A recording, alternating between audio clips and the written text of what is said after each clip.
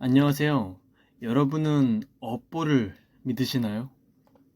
종교적 표현으로는 카르마라고도 하죠. 최근 살면서 업보라는 게 정말 있을까 하는 의문을 가지게 됐습니다. 믿지 못할 일을 겪었었거든요. 저는 IT 업계에 종사하고 있는 36살 커리어 우먼입니다. 저에겐 눈에 넣어도 아프지 않을 6살 아들과 든든한 2살 연상의 남편이 있어요. 남편과는 같은 회사에서 만나 결혼에 꼴이냈죠. 평소에는 아주 자상하고 집안일도 열심히 하고 아들에게 사랑만 줘요. 저 또한 남편에게 걸맞은 아내이고요. 주변에서도 저희 부부를 보면 너무 부럽다고들 이야기합니다. 그런 남편의 가장 큰 단점은 어린 막내 동생입니다. 28살의 막둥이 시동생은 당연지사 사랑받으면서 하고 싶은 것들 다 하고 모자른 것 하나 없이 자랐죠. 전형적인 부잣집 도련님 스타일입니다. 성격도 모나지 않아 저랑도 잘 지냈어요. 예쁜 마음씨로 저를 잘 따랐거든요. 그런 시동생이 결혼한다고 여자 하나를 데려왔습니다. 소개팅으로 만났다고 하는데 사진을 보니까 엄청 예쁜 거예요. 시동생 말로는 엄청 착하고 똑부러진다고 엘리트 집안이랍니다. 저랑 성격도 잘 맞을 거라고 하더라고요. 요즘 드라마나 영화 보면 시댁 사람끼리 여행도 가고 친구처럼 지내는 모습을 많이 접할 수 있잖아요.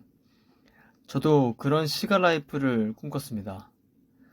그렇던 어느 날, 시동생이 저와 남편에게 같이 밥 먹는 게 어떻겠느냐고 제안했어요.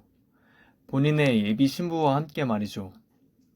말로만 듣던 예비 동서를 만날 생각에 두근댔습니다. 저희는 요즘 인기가 많은 파인다이닝에서 만나기로 약속했습니다. 나름 아끼는 옷으로 예쁘게 차려입고 좋아하는 액세서리, 가방을 들고 나갔습니다. 저는 동서를 한눈에 알아봤습니다. 젊고 예쁜 예비 동서였어요. 과거 무용을 전공했다더니 몸에 선도 곱고 똑부러지게 생겼죠. 동서는 저를 보자마자 살갑게 구는 겁니다. 말씀 많이 들었어요. 생각보다 젊으시네요, 언니. 부침성 있는 모습에 저도 호감이 갔어요. 저녁 식사 자리도 잘 마무리됐고 상견례도 잘 마쳤습니다. 둘의 결혼은 일사천리였습니다. 둘은 호화로운 호텔에서 식을 올리고 알콩달콩 잘 살아가는 듯했죠. 신혼여행에 다녀와서 제 남편에게 향수를 사다 주고 제 아이에게는 초콜릿을 사다 주길래 기뻤습니다. 제 건 오다가 잃어버렸다고 울먹거리길래 제가 오히려 괜찮다며 다독였고요. 그러던 어느 날 신혼집 집들이에 초대하기 전에 저희 집에 놀러 오고 싶다며 보채는 겁니다. 의아했지만 남편과 상의한 후 알겠다고 했어요.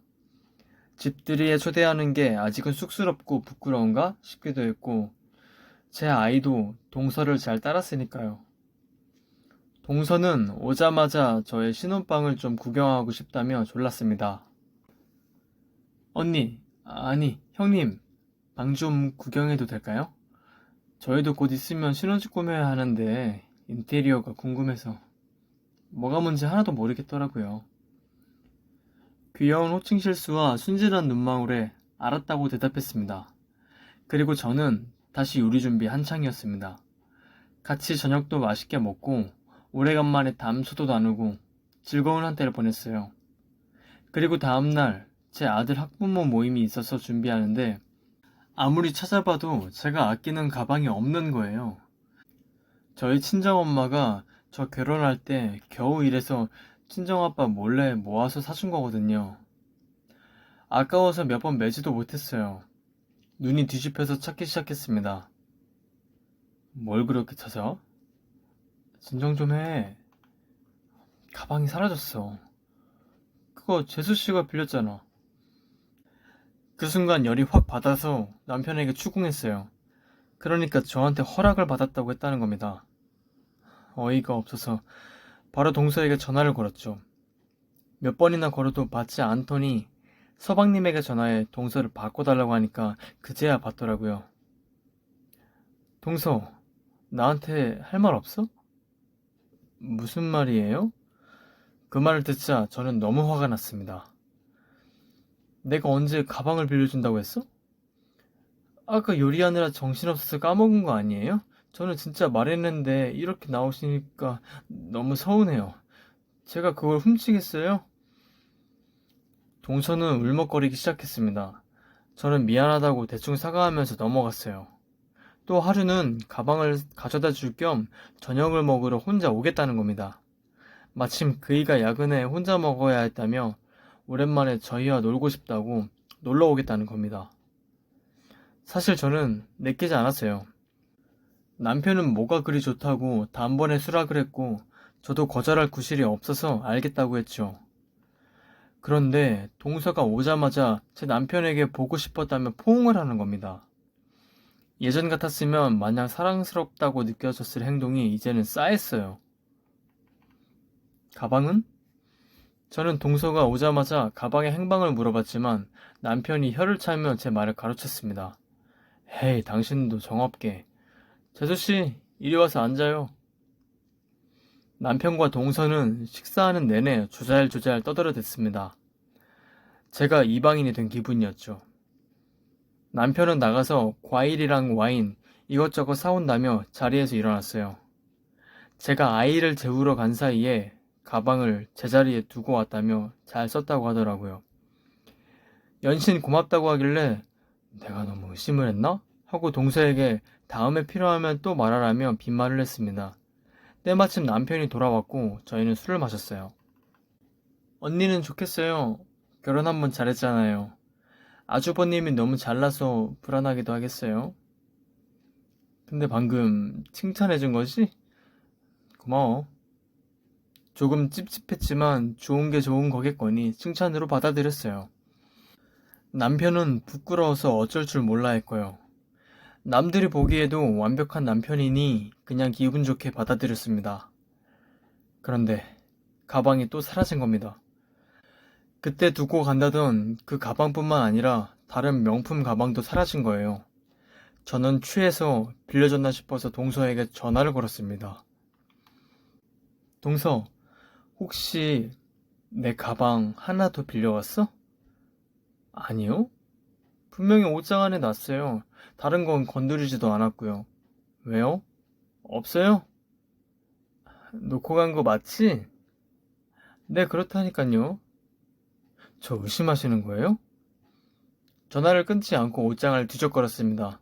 하지만 아무리 찾아봐도 없었어요. 없어요? 이상하네. 더 깊이 찾아봐요. 진짜 두고 간 거 맞아? 그렇다니까요.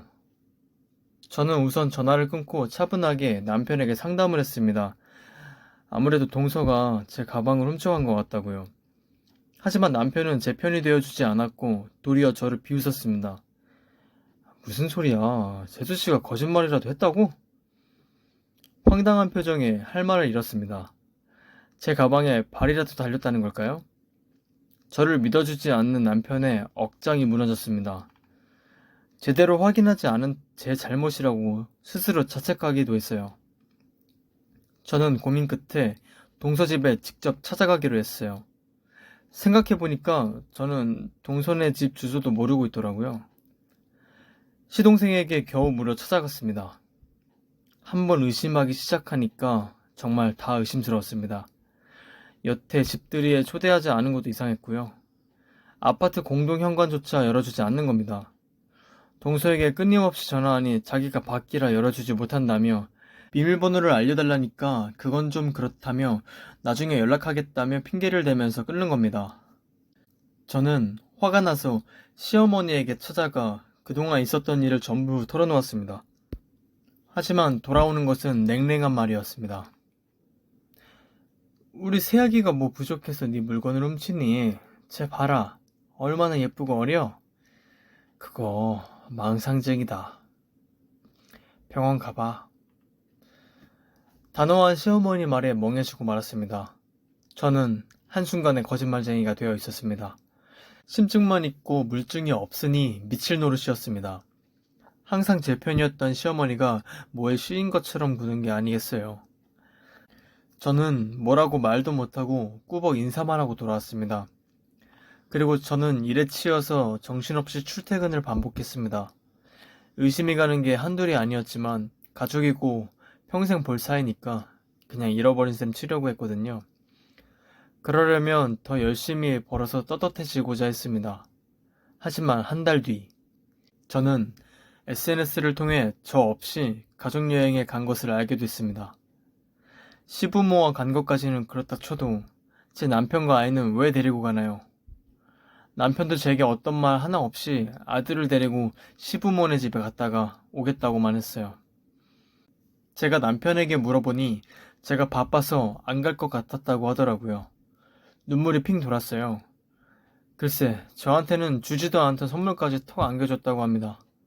저는 그냥 꽂아놓은 보리자루 신세였죠. 우울증이 왔습니다.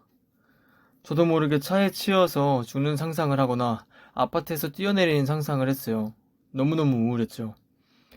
그러다가 시어머니의 생신이 되고 한자리에 모이기도 했습니다. 남편은 일정이 있어 저와 아이가 먼저 출발했어요. 먼저 도착하니 동서가 거실에 혼자 앉아 저를 반기는 겁니다. 저는 떨떠름하게 인사했어요. 텔레비전에서는 장난감 광고가 나오고 있었습니다. 제 아이가 저에게 사달라고 보챘지만 저는 온 신경이 동서한테 가 있어서 대충 안 된다고 대답했죠. 그러자 동서가 웃기 시작하는 겁니다. 무슨 재밌는 일 있어? 계모도 안 그러겠어요. 뭐라고 했어? 아들이 사달라는 건 사주지도 않고 살갑게 대하지도 않고 오히려 제가 더 선물을 많이 하네요. 뭐? 가방 다시 드릴 테니까 아주버님이랑 이혼하시면 안 돼요? 아주버님이 너무 불쌍하셔서. 저는 눈앞이 하얗게 변하는 걸 느꼈고 저도 모르게 때렸습니다. 사실 그렇게 세게 때린 것도 아니고 밀친 정도였는데 동서는 갑자기 아악 하며 소리를 질렀습니다. 방에 계시던 시부모님 놀라서 나왔어요. 사실 저 임신했어요. 그래서 어머니 댁에 말씀드리러 온 거고요. 그런데 형님이 제 머리를... 동서는 그렇게 말하며 아이처럼 펑펑 울기 시작했습니다. 순간 시어머님이 제 머리통을 가격했어요. 이게 무슨 일인지 파악하기도 전에 한 대 더 얻어맞아 귀가 멍했습니다. 알고 보니 동서가 임신이 어려운 몸이래요. 몇 년을 노력했지만 안 됐다고 하더라고요. 새아기가 유산이라도 했으면 어쩔 뻔했어. 너 제정신이야?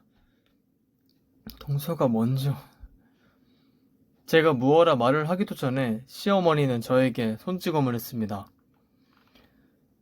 너 나가라.